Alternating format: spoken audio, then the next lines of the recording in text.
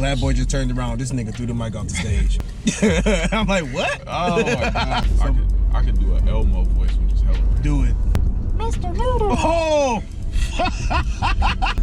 Hey, Jesus, tickle me Elmo. You remind me. Shattered my growth plate, tore a ligament, and dislocated my ankle. Like, my shit was hanging off to the side. God damn. I have 14 screws and 2 plates in my left ankle. Welcome to another episode of B-Roll. I'm your host, Barlow. Today we're going to be kicking it with a good friend of mine. This person been making a lot of buzz on the internet and on social media regarding his music and rollout. Today we're going to get a quick insight on his creative process as soon as he come pick me up.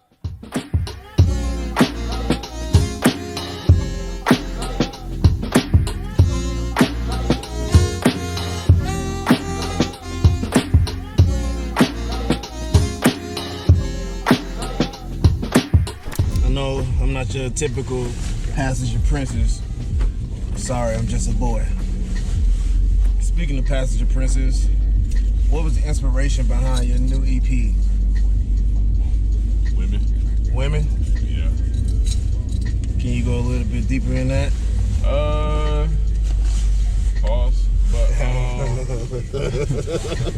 to be honest, bro, like, I grew up around women. You know what I'm saying? My mom, single mom. I got an older sister. She was there for, my childhood. So, I just was kind of around women as a kid. And so, like, rapping is cool. I love rapping, don't get me wrong. But if women ain't listening to your music, like, what are you doing it for real? Yeah. I can rap all day, but I want some estrogen around me. Nah, we need that balance as men. Otherwise, we'll start acting like the Romans. We all know what they did. For real. What was the creative process behind the EP? So usually my process when it comes down to projects, for the most part, I'll just start recording. I'll go through these periods in time where I record a lot. And so it really just started out like as a group of songs. And then school was basically on some shit like, hey bro, we should drop something for Valentine's Day. And I was like, damn, you right. And I always drop my music on Wednesdays, cause I like dropping off cycle. Everybody like in the industry, they all drop on Fridays. So I was just like, a while ago, I did some shit called Will Hill Wednesdays. I'd never call it that again because that shit lame as hell. But I just drop on Wednesdays. And so Valentine's Day fell on a Wednesday this year. And I had a few records in the tuck. Shout out to Isaiah Falls. That was one of probably like the first records that I recorded. Link Up with him on the tape. And I don't know, I had a few other songs and I was like, man, this is kind of dope. I like this group of songs. I like where this is. And so essentially, bro, just took those and then I was like, I need to add some interludes, something, a couple things to just glue it together as a project. Yeah. And the In Your City interlude, like, I don't know. It was, a lot of projects these days don't even like take time out to put interludes and introductions to projects no more. Yeah. It's like that's like some real classic shit. It brings the story together, or the album or EP together. Yeah. A lot of people don't do projects no more. A lot of people will release singles until they pop off, and then they'll do an EP, and then after that they'll do like another EP and then an album. But I don't know. I don't like conforming to like industry standards for real. So I'm gonna throw an interlude on there because that's what I grew up on. Yeah. Like that's what I want to hear, stuff like that. I want to hear a storyline, something that makes me feel like I'm in a movie or some type of story. I'm glad you mentioned movie because I know you're a movie buff. And I noticed a lot of your projects had this cinematic photography in it. Mm-hmm. With the Passenger Princess EP, it was like a scene from a movie. Who shot that cover? Yvette Glasgow. Yvette Glasgow. You did your thing, girl. Yeah, Yvette not gonna lie to you. Recently, so like my in-house photographer is Tyler Thomas, and Tyler's fire. Tyler helps me still with like he'll help me with coming up with certain ideas or just creative direction. But since I've been targeting women, I was like, it makes sense to work with women as far as curating a picture or a vibe or cinematic type of photography. And so I was working with Ryder's fire too. Mm-hmm. She did the What's That cover, and then she did Looking at the Moon Through the Sunroof. Okay. And then Yvette did Money on the Floor, and she did which all are like really good pictures, man. Good covers, man. Yeah. Working with black women, bro, is gonna set you up for success every time. I'm not gonna lie to you. Shout out to the sisters. Yeah. Who was the producers on the EP? This EP, Hollywood Cole has 3 on there. Yeah. Lyle LaDuff, shout out my boy Lyle. Who else? Dre Wisdom. What's that? That's 5, I think, right now. Isaiah Falls. He was a feature, but he produced the first song as well. I didn't know that. Mm-hmm. What was the first song? Was it Passenger Princess? Nah, first song is Link Up. Okay. Baby, yeah. He produced that and he was on the hook too. The second song is Like This, Like That. That was Dre Wisdom. And what's the third song? I forgot, but I know Cole produced it. Damn, I'm missing one producer, bro.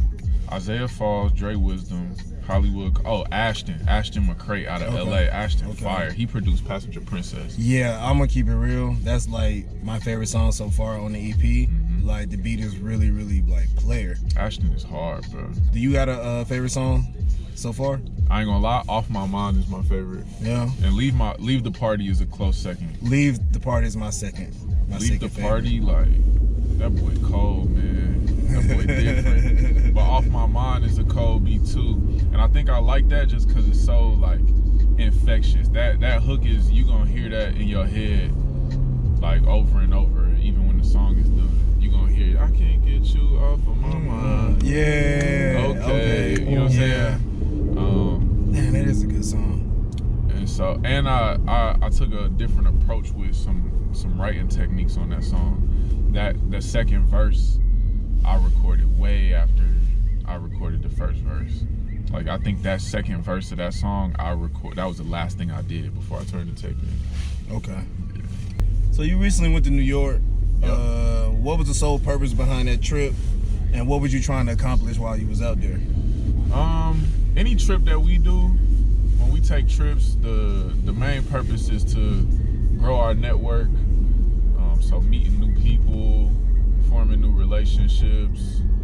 That's always the main goal.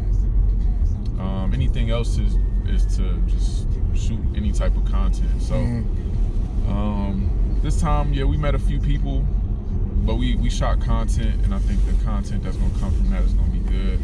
But we also just setting up future plays, just as far as making moves in different cities. Did you do something with Daily Jams while you was out there? Yeah, we shot like a content piece. He's doing some new like a new content. I forget the word, but it's some new shit that he's doing. Shout out Shaq, Daily Gems, man. They working over there, man.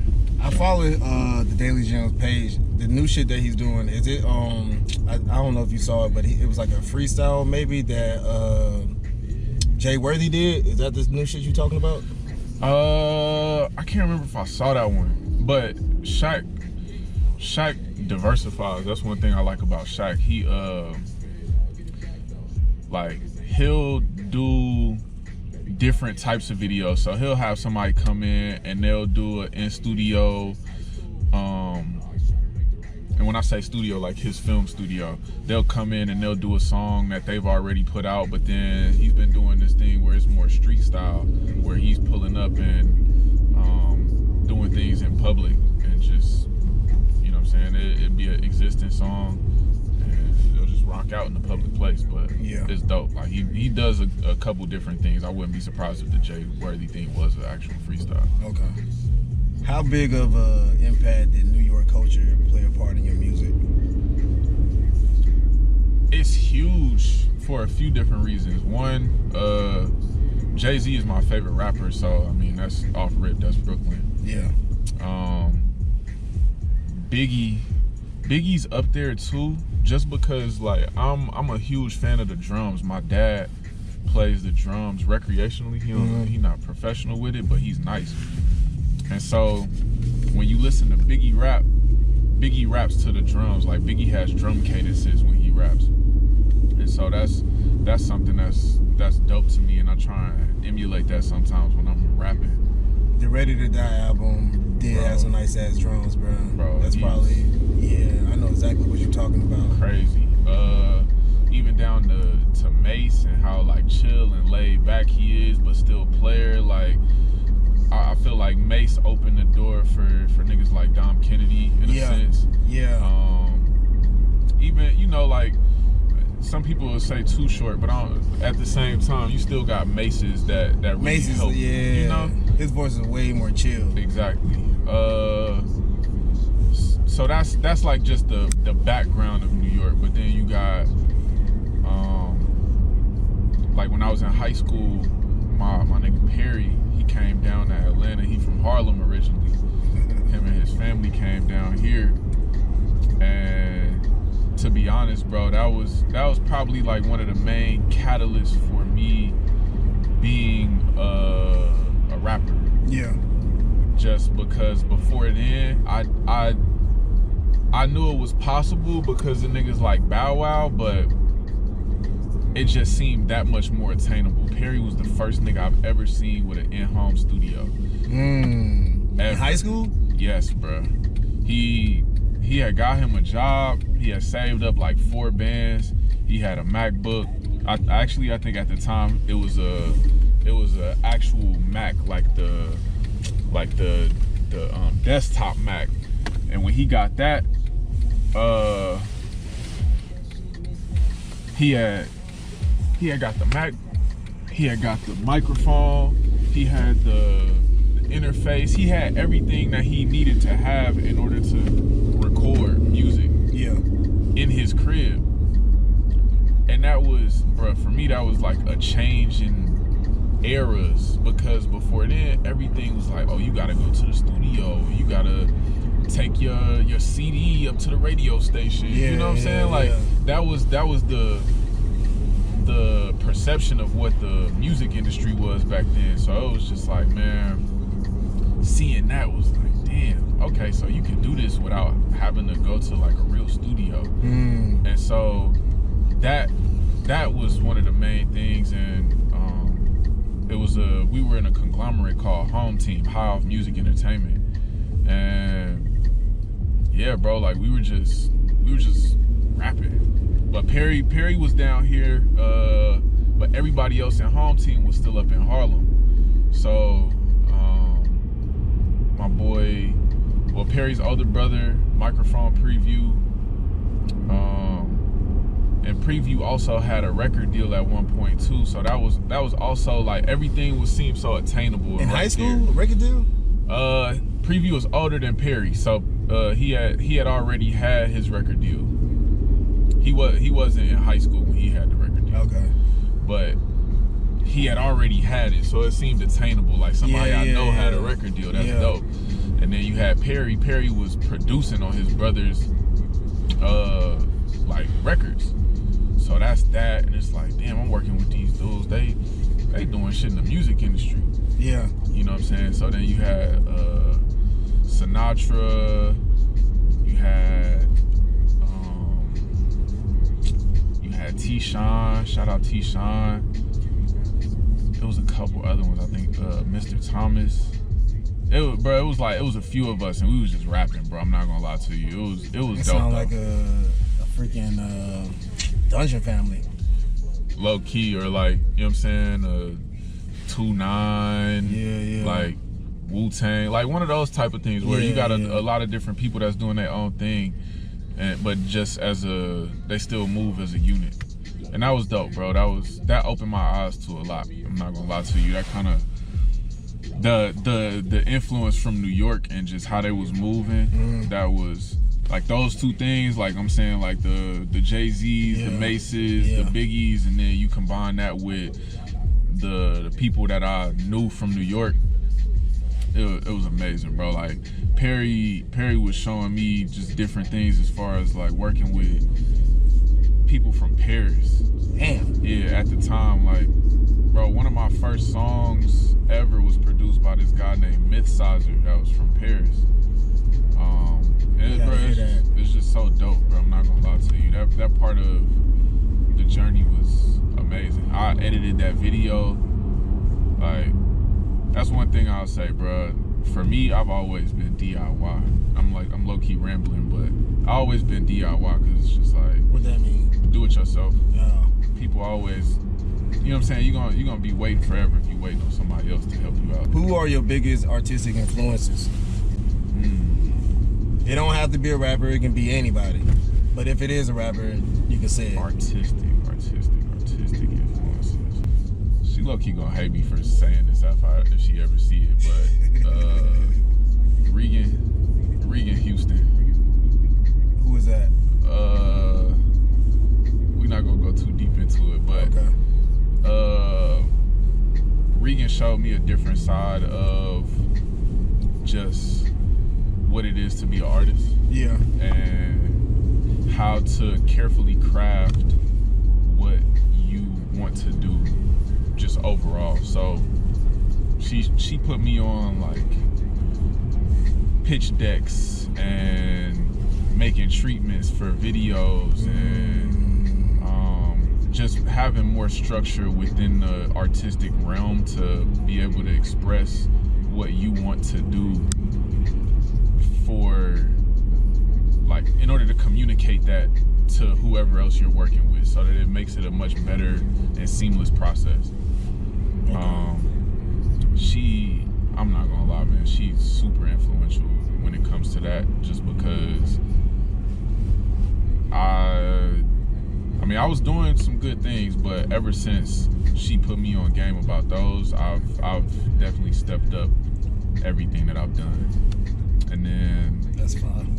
Another person is Hollywood Cole. Yeah. Just for a few different reasons. He's different, bro. He's different. And when it comes to just being an artist in this day and age, just being true to who you are and still taking influences from before. So just a mix of different things, but Regan is up there. Shout out to Regan. Yeah, anybody else that I would say is just me just kind of like picking up on game and things like that, but Regan changed just how I view certain things in the music industry and just in being an artist in general. Can you describe your favorite venue for performing? Ooh. So far, Is Center Stage one of them? Center Stage was cool. It was cool, but I like, out of the small venues so far, and when I say small, I'm thinking like 300 capacity. Yeah. Damn, bro, I'm not gonna lie to you. It's hard to say favorite venue because the venue is more so like the performance is more so tied to the experience that I had when performing. Okay. And probably the best experience is Smith's Old Bar, No Wasted Motion concert. Yeah, that was a good one. That was a good one. Right, that was actually my first time being in there, and overall, it was a nice venue. I didn't even know. I passed by that bar all the fucking time. I never knew they had a venue for performers. Yeah, bro, they remodeled it so it looked a lot better than it used to, bro. It used to be nothing but carpet upstairs, but now they pulled up the carpet and it's hardwood. But that night, bro, that night was fire. Which skills have you gained to help you perform effectively in your music? as far as like performing over time? What skills have you picked up to perform better? Confidence. Yeah. Confidence and practice. And to be honest with you, falling flat on my face. There's been a few times where, you know what I'm saying, I had the big head. I'm coming into the performance like, I got this, bro. Like, Yeah. you know, like I got this in the bag, and not thinking that I needed to rehearse or do anything like that.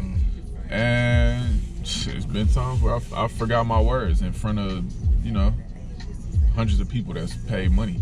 Yeah. And so that was a real humbling experience for me, and it just showed me like, rehearse, practice, bro. Like Kobe practice, Michael Jordan practice, LeBron practices, everybody practices.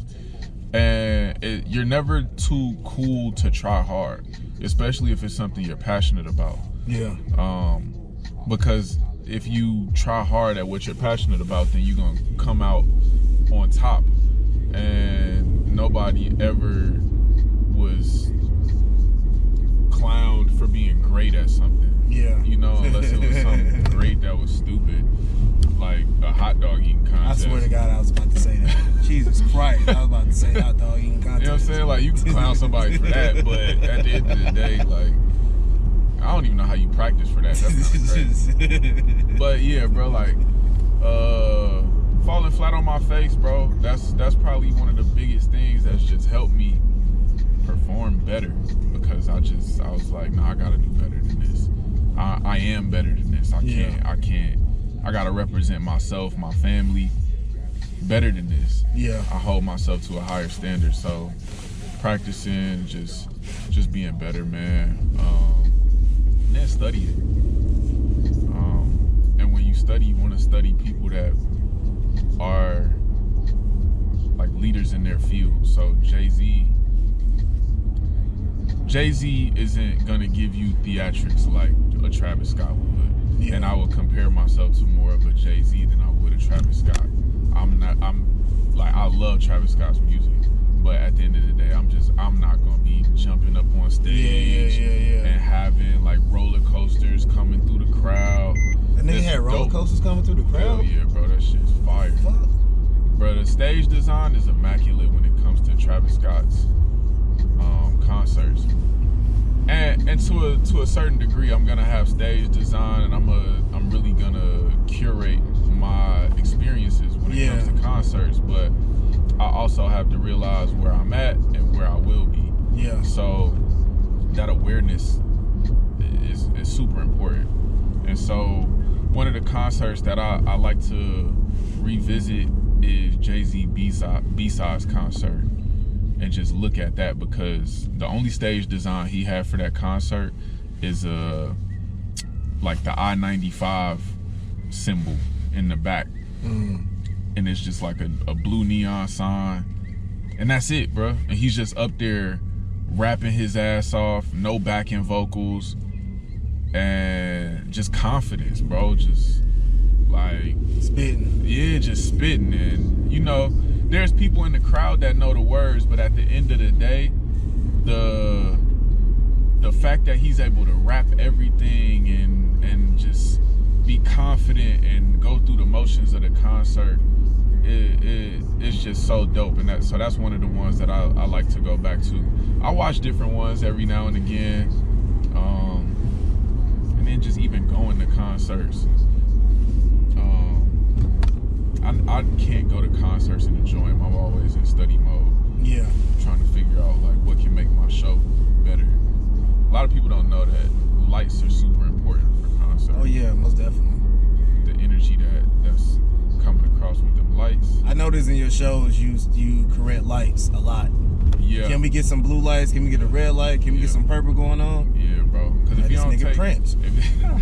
If you don't take control of the environment and the vibe, you just kind of a prisoner to what's going on. And them people that's working at them venues, they're getting paid minimum wage. Not like they're not really getting paid minimum wage, but when let's say you're the light tech for Playboy Cardi. Yeah. You getting paid a lot more money than if you're just the house light tech for the night at Smith's Old Bar. Yeah. And the money that you're used to compared to this little gig on a Friday night from some local rapper, I'm gonna give them the basic lights. Yeah. Because I'm not getting paid for this for real. Yeah. And so if they're coming into it with that mentality, then sometimes you just gotta show people how serious you are.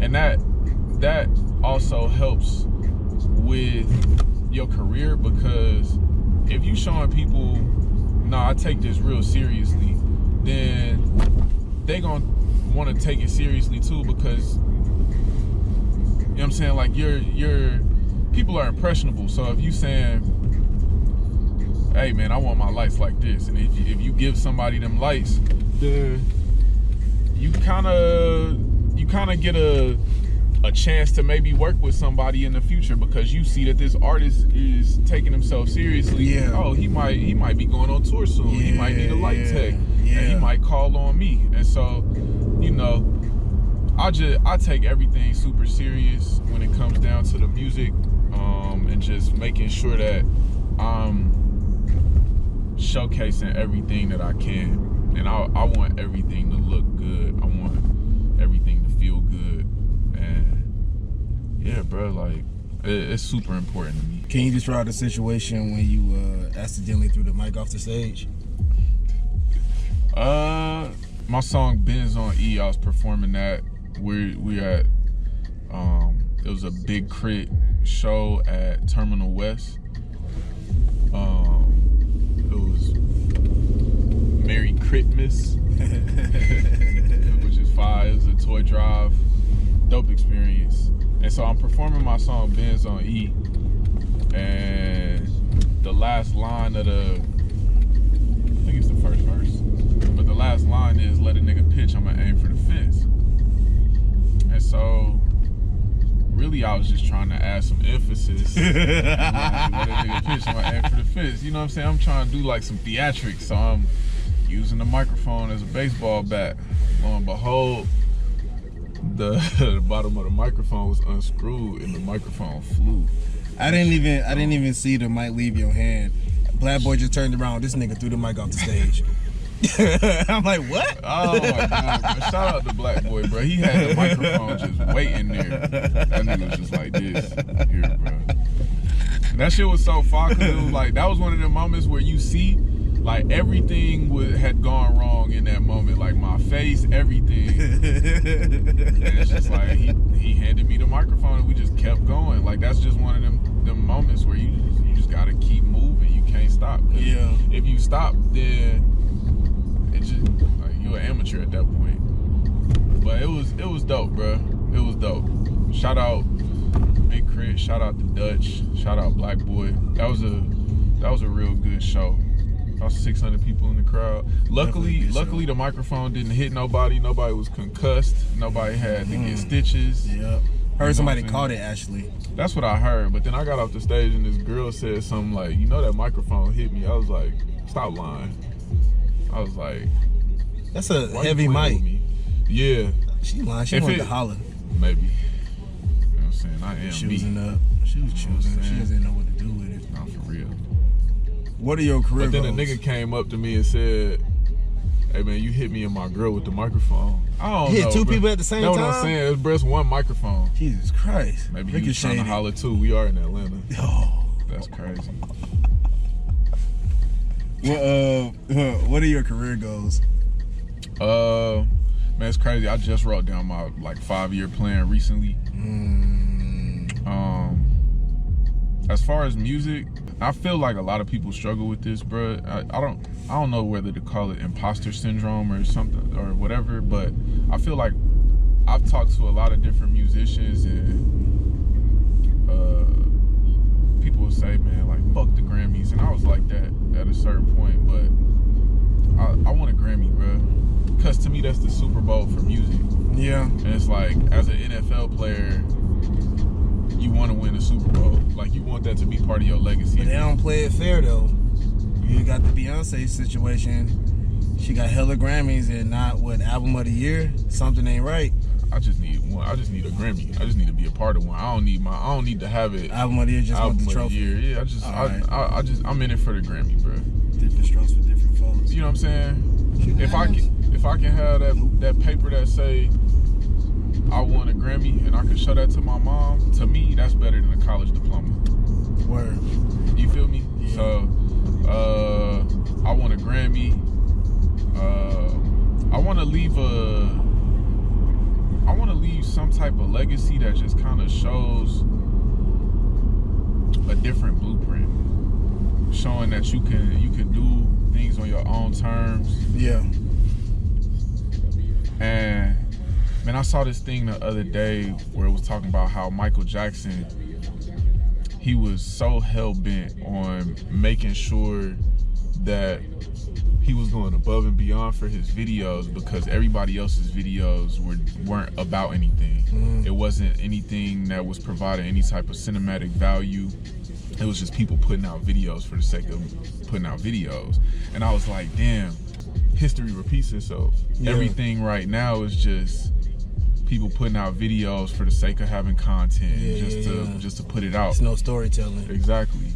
And so it made me kind of realize, like, okay, I want to get back in that bag where we get real intricate with the releases and the storylines, the cinema, everything. I want to go crazy, bro. But yeah, my 5-year plan is really to just have a lot of output. Quality meets quantity. Leave a good legacy and just be true to myself. I don't want to sacrifice who I am for anything, honestly. So that's my biggest thing. But after I'm done, I won't even say after I'm done with music, but when I'm transitioning into my next career path, I know for sure I want to do voice acting. I'm always doing something with my voice, whether it's making sounds, making fun of people, as far as like voices and stuff like that. Like, I'm always doing something with my voice. You know what I'm saying? So I definitely want to do voice acting. So, I could do an Elmo voice, which is hella rare. Do it. Do it. Mr. Noodle. Oh!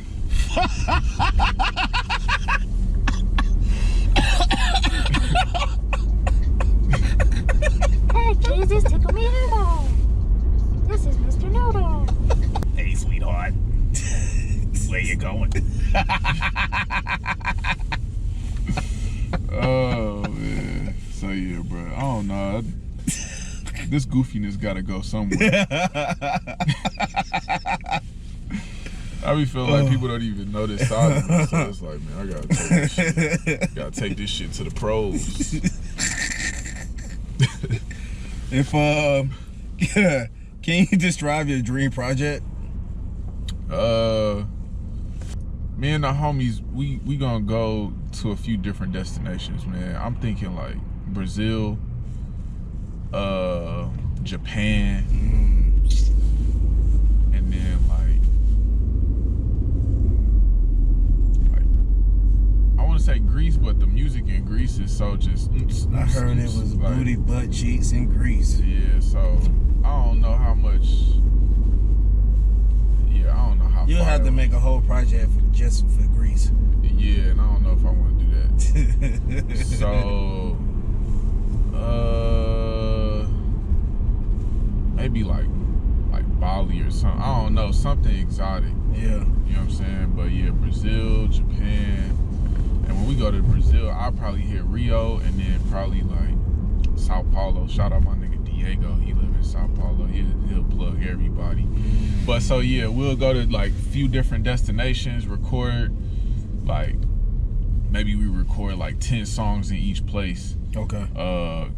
Of course, I'll have Hollywood Cole do the whole project. I'm thinking like 14 songs. I want to bring in like some live instrumentalists, but that'd probably be like post-production after we get the songs actually like fleshed out. We'll come back home and have the live instrumentalists and shit like that. But anybody that's like a 5 producer that we know, come out to Brazil, nigga, come out to Japan. Yeah. You know what I'm saying? Shit like that. Like having that nigga Lyle come out to wherever we at. Let's say we in Brazil at the moment. Having him come out, because Lyle is amazing when it comes to sequencing records. Yeah. You know, so just bringing in different people for their strong suits and making the album amazing. And then on the back end of that, just spending a lot on marketing and like that superstar marketing. Like when back in the day when you used to see Mariah Carey be everywhere all at once, and you'd be like, God damn, bro, she is a mega superstar. Yeah. You know, like, we'll make that project go stupid. So you in Brazil, Yep. and you stumble across a magic genie, and this genie said you only can have 5 features on this project, deceased or alive, 5 of them. Who will be your 5 features? Jay-Z is one. Sade. Nobody gets to see Sade. That's what I'm saying. That'd be so fire. That's the most low-key person in the world. Michael Jackson. Boom. I feel like the hook on the Michael Jackson song would be nuts. Butterflies is so fucking fire, bro. Damn, that's a dope ass song. It's a great song. I had something in mind, but I'm low key. I want to switch it up. What we had 3? 3. Patrice Rushen. Who is that? Patrice Rushen sings Remind Me. You remind me. Yes. Yeah. And then she sang the Forget Me Nots. They remade that song for the Men in Black soundtrack. Ooh, okay. I know exactly who that is. Yeah. So Patrice Rushen, she's fire. One more. Who else? So we got 2 women and 2 men right now? Yeah. Ronald Osley. Ronald Osley, everything he touches a hit. That's what I'm saying. Everything. We really ain't seen him like do nothing since he was Kicking it with Kills. yeah. Yeah. What was his name back then? It was Mr. Something. Mr. Biggs. Mr. Biggs. Yeah, man. Yeah, Ron Osley.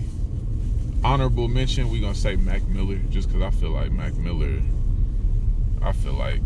that white boy had fun in the studio. Yeah. I used to watch his show on MTV before I even wanted to do anything in entertainment.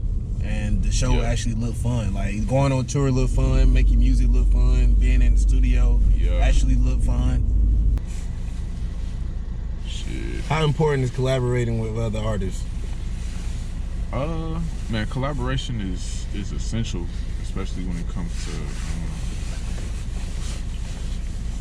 the music industry, really in life, to be honest with you. Like, you always gonna have to do things with other people. This is a collaboration. Exactly. Yeah. You know, like, and you get to meet new people,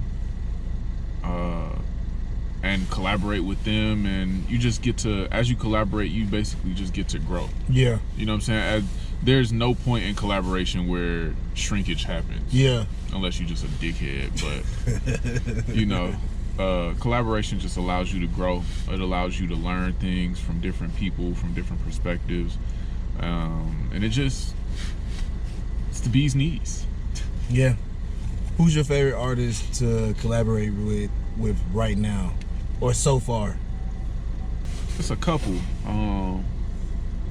for different reasons.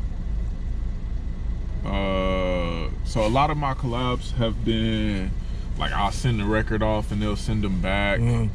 So a lot of those are excluded, and I'll be working more with people in person soon. But the top 2 are, I'm probably leaving some people out, but top 2 are Money Making Neat, because he is a rapping ass nigga, bro. That nigga knows how to rap, bruh.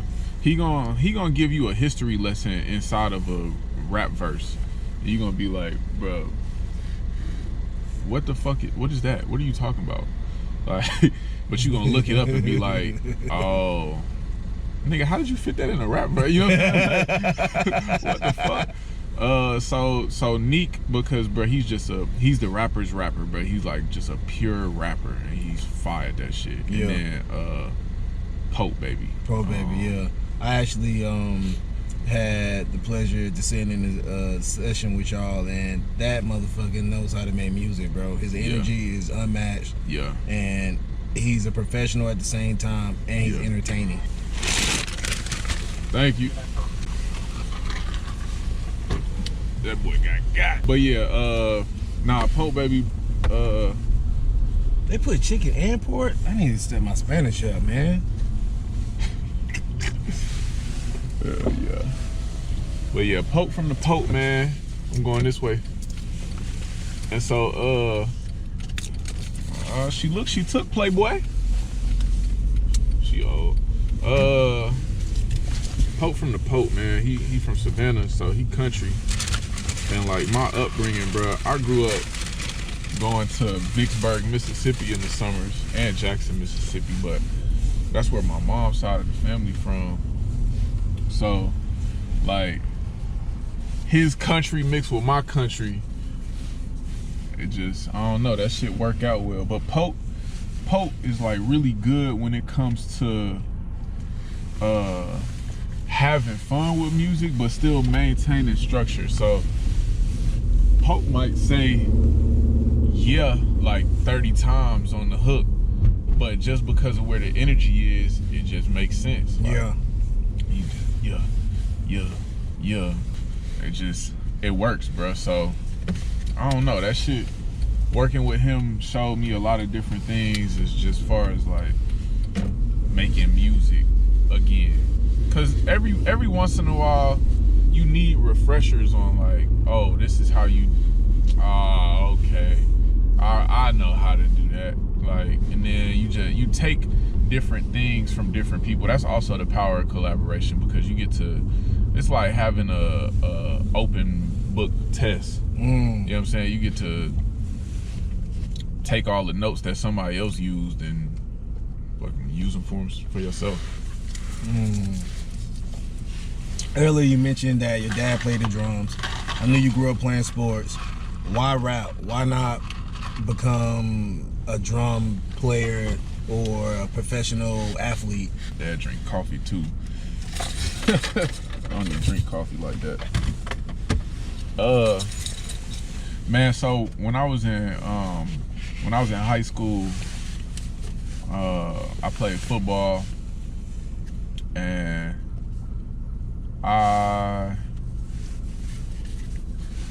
going into my senior year, I was supposed to be the starting quarterback. That's what I was working towards. I was doing 3-a-days. Damn. Yeah, bro. Like, I was waking up at like 6 in the morning, going to the school, and we was practicing in the gym, bro. Like in the basketball gym. Just, it was quarterback drills, like making sure we getting the snaps right with the centers and shit like that. I was working out during school because, you know, they had weight training in school, and then after school we had football practice. So I was like getting it in high school, bro. And so going into my senior year, we went to a camp in West Georgia, and it's supposed to be a non-contact camp. And so this particular play, I was playing slot receiver. Bro, why do people drive so terribly? Because they scared of this motherfucker on the bike, and they in the bike lane. That's what I'm saying. So I'm playing slot receiver. I run a 5 and out. I catch the ball. I'm heading up the sideline. I'm like maybe 1 or 2 yards away from scoring a touchdown, away from the end zone. And the dude dives head first into my ankle while it's planted in the ground. Oh my God. And I broke my fibula, my tibia, shattered my growth plate, tore a ligament, and dislocated my ankle. Like, my shit was hanging off to the side. God damn, bro. Yeah. Damn. That shit was gruesome. And so, I have 14 screws and 2 plates in my left ankle. And so going into my senior year in high school, you know what I'm saying, I'm in a wheelchair, shit like that. So you was basically Drake in high school? Hell yeah, I was wheelchair Willie. Jeez, man. That was like, bro, I'm not playing sports. Like, okay, that's a wrap. So going into college,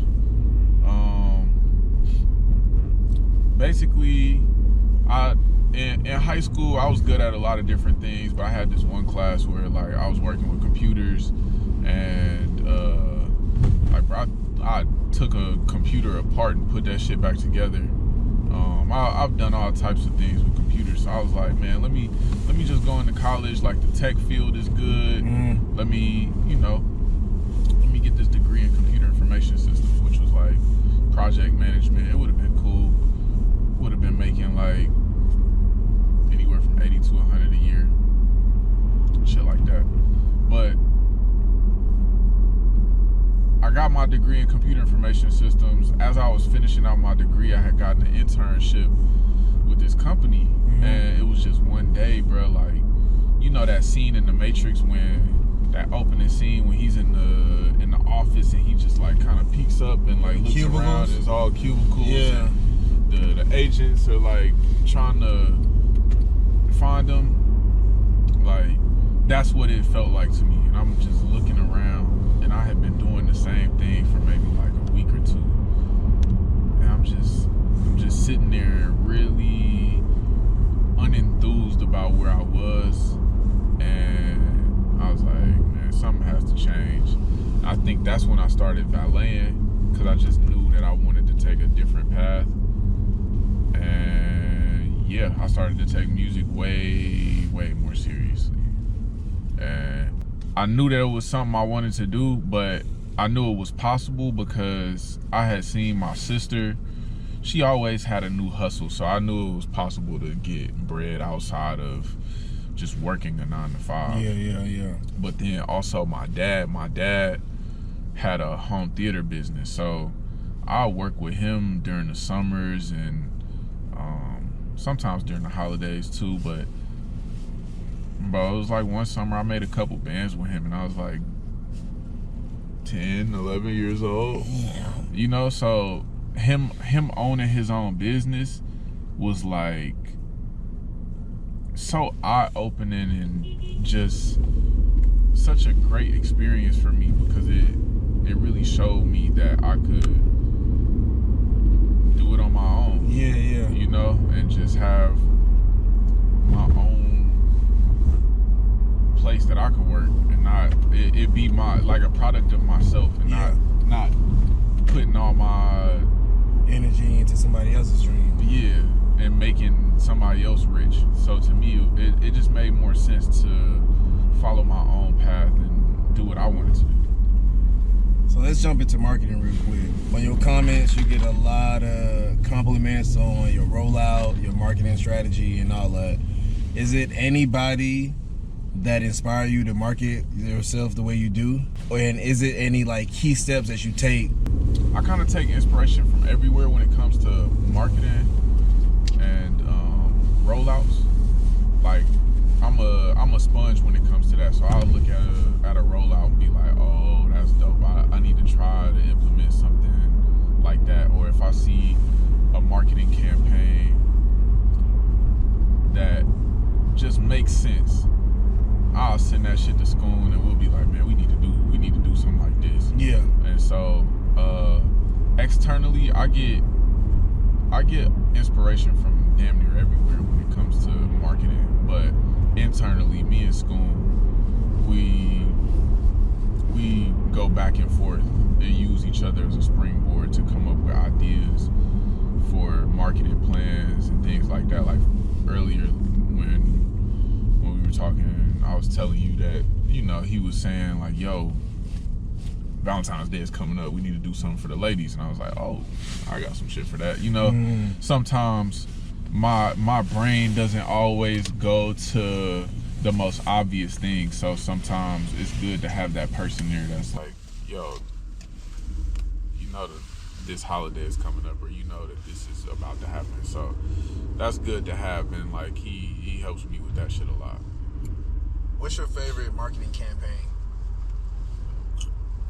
For example, mine would be the LeBron commercial when he was playing like the different roles, like the old LeBron, the young kid LeBron, working out in the pool. That commercial. Mm-hmm. Then you got Penny Hardaway with the little Penny when they was marketing his shoes. When Chris Rock was the little doll. Yeah, I love that one. And Orbit Gum. Yeah. Orbit, what's yours?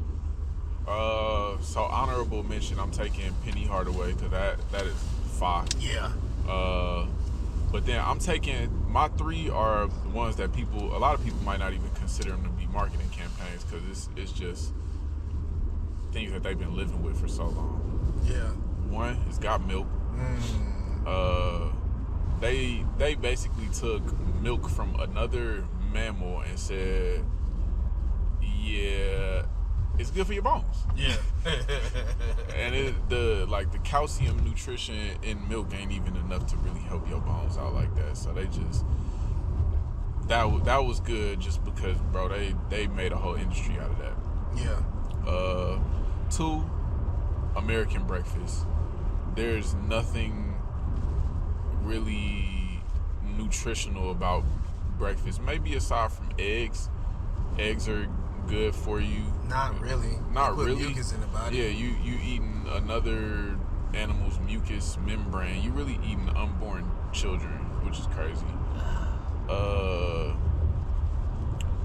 So like you got grits, you got pancakes, all of that converts to sugar, and it really spikes your blood sugar and just kind of makes you be on a sugar high for the whole day. Yeah. And I mean, you know, some people might disagree with it, but that's just how I feel. And then my third one is diamonds. Like diamonds that you put in jewelry? Yeah. So there was a marketing campaign where that's when they started to say diamonds are a woman's best friend. Wow. And so when they did that, that's when it kind of diamonds they weren't worthless, but they shot up in market value because women wanted them at that point. And so I mean, you see where it's at today. Yeah, you can't even get married unless that diamond talking about something. Exactly, bro. If that diamond ain't right, she gonna look at you. She might not even accept it. You can have all the love in the world. Let's just date for a minute. Yeah. I don't know if this is gonna work out for us. Not the man I thought you were. This ain't the diamond I thought it was. So let's fast forward in the future, right? Atlanta Foreign Records. What are you hoping that becomes in the next 5-10 years? Plans for Atlanta Foreign Records, mainly, it's probably going to be more so a management group. Something similar to a Rock Nation or I don't know if you heard of Solid Foundation, but that's Coach K and QCP's management group. And so there's a lot less liability in a management company than there is a record label.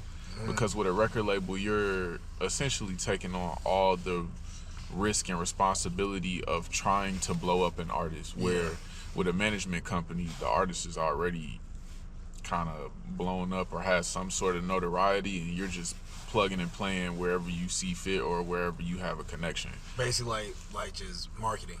Yeah. Okay. So